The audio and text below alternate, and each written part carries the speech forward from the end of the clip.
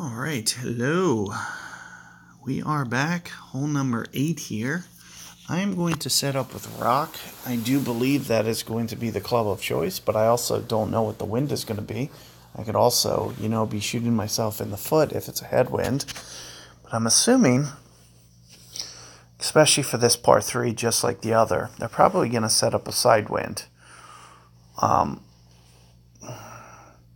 Because I'm just, I'm just trying to think of this from just a reasonable tournament setup. If they set up a headwind, for example, you really are going towards kind of max drivers, and there won't be a lot of people that, might not have, the best epoch or be able to actually get it to where they need to. So I'm assuming headwind's out of the question. So that means you could still have a tailwind. And a tailwind could potentially make this a challenge. But if it is going to be a tailwind, I'm going to suggest probably the rocket shot and just kind of landing it on the front of the green with backspin. But that could also be very challenging to pull off as well, especially from the third tee box. So that might be out of the question. But we're going to assume that it's probably going to be a side wind. And Kingmaker ball, that's what I'll use. And the rock. I do want to stress the importance of side spin for this hole. The method that I use is the method that I use to max. It allows for some margin of error, which is the left curl method, going around and curling it back to the right and landing it left. And there you have it. It is a side wind. And it's actually set up to make this shot even easier. Now, the one thing that I do want to mention is that whatever you play in Tour 11, this is going to bounce a little bit more aggressively. So you want to keep that in mind with your adjustment. This also plays downhill as well, so I'm going to set up for at least an extra ring. Since it's so pointed, like left to right here, you're going to see me, take off some of the curl that I might apply. That was too much of an adjustment. But there you see I did just get over and clear and got it into the green for a putt. I, went ahead and over adjusted for you guys. It shows as in the video.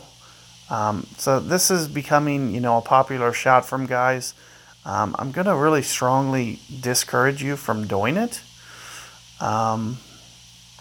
Just because the level of precision you need to do to hit this shot is just a little bit too high.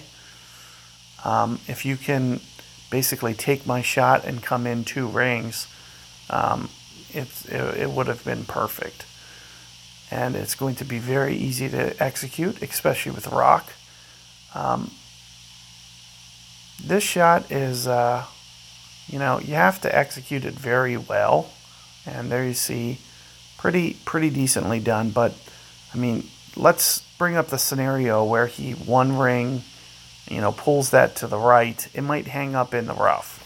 So that's one of the biggest reasons that, I'm going to kind of discourage you to do it. The good thing that I can say about it is it might make the hole-in-one a little bit easier. Not necessarily, though, because especially with the way that the cup is like a suction right now, if you swing it in that left to right method, and even if it comes in a little bit too hot, it'll probably just catch the hole. I've already seen it. I've even done it in Tour 11. I've had it coming in, to where it would shoot into the fringe, usually, and still just comes in and, just sucks right in. So basically just have to get it online. But, that curl shot, it's going to be, very easy. It's not going to, especially once you get some comfortability with the ring adjustment.